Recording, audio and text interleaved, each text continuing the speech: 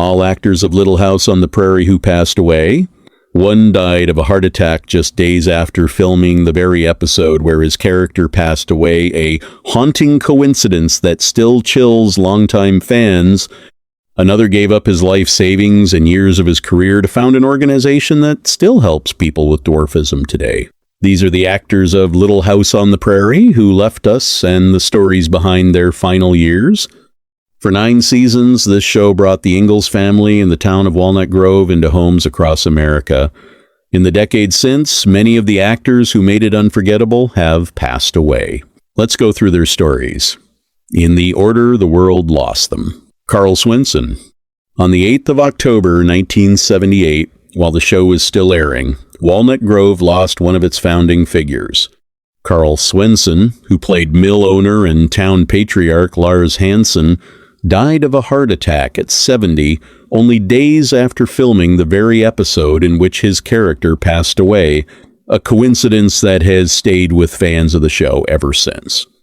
Moses Gunn. On the 16th of December 1993, television and stage lost a trailblazing performer.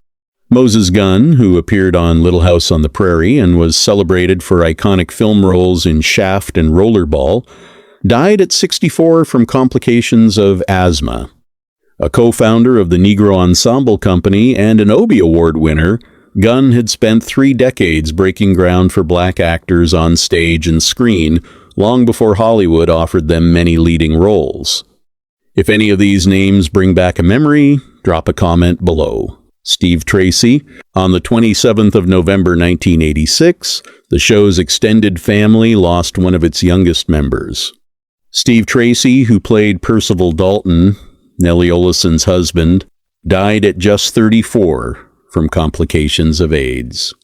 His on-screen wife, Alison Arngrim, later became a lifelong AIDS awareness advocate in his memory, and co-star Melissa Gilbert has continued to honor him publicly decades later. Victor French.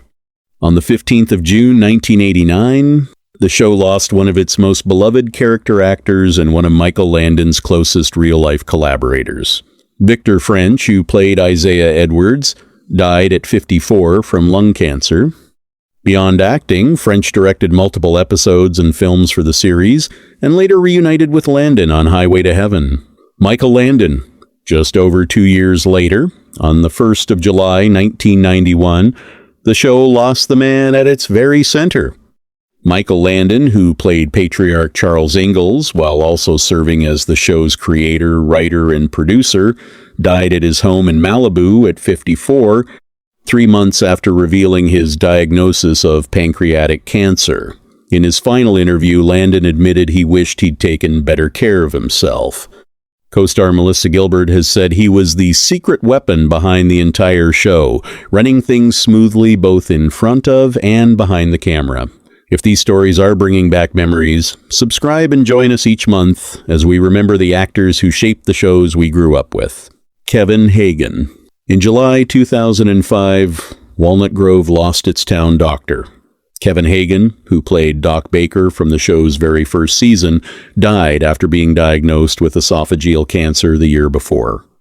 After the series ended, Hagen had continued to embrace the role, even performing a one-man show built around the character. Dabs Greer. On the 28th of April 2007, the show lost its spiritual anchor.